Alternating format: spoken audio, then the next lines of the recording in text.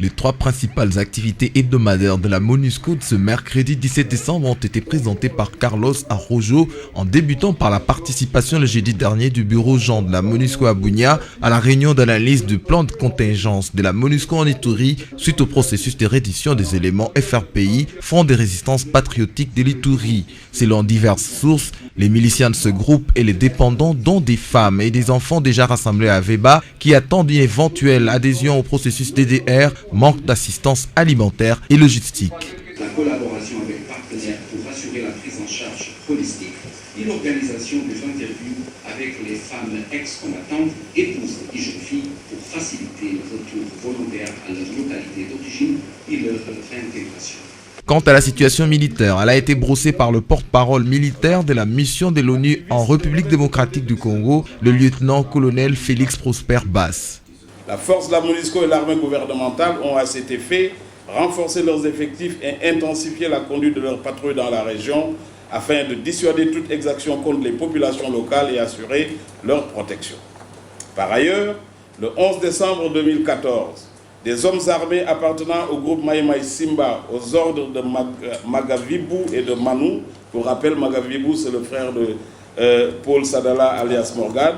Donc ces Mai Mai Simba ont attaqué puis occupé le site minier de Muchacha, situé à 65 km au sud-ouest de Badengaido, qui est lui-même à 105 km à l'ouest de Mambasa Centre, où des pillages et des viols ont été aussi commis. Le kidnapping et la détention d'environ 50 commerçants par ce groupe armé ont également été rapportés.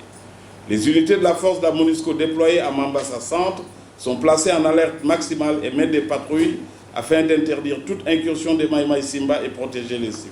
Et pour boucler la série des préoccupations des hommes des médias à la conférence de la MONUSCO, Martin Kobler, patron de la MONUSCO, présent à ces rendez-vous, a répondu aux questions de la presse en ce qui concerne la fin du mandat de la mission de l'Organisation des Nations Unies pour la stabilisation du Congo. La stratégie de départ de la MONUSCO, c'est une question entre le gouvernement et le Conseil de sécurité. Ce n'est pas à nous à décider, mais nous donnons naturellement notre conseil. Mais au final, il faut le discuter, le gouvernement, avec le conseil des membres du Conseil de sécurité, parce qu'ils nous donnent le mandat.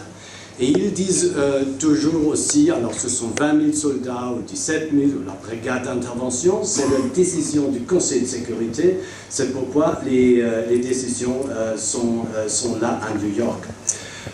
Nous avons vu maintenant, depuis le mois d'octobre, une détérioration de la situation à l'Est. Nous avons le cas des ADF et les atrocités qui sont commises par là. C'est une chose qu'il faut combattre, il faut agir contre les ADF, il faut agir aussi contre les FDLR. Maintenant, le délai de 2 janvier est très très proche. Il faut décider qu'est-ce qu'on fait. Nous devons avoir aussi, ensemble avec les FRDC, le dispositif, aussi les militaires qui le font. C'est pourquoi il faut entrer en discussion avec le gouvernement. L'autorité de l'État, c'est la chose la plus importante. L'autorité de l'État et la restitution de l'autorité de l'État à l'est du pays. Et puis on va atteindre une solution, c'est très clair, mais au final, alors c'est le Conseil de sécurité qui décide.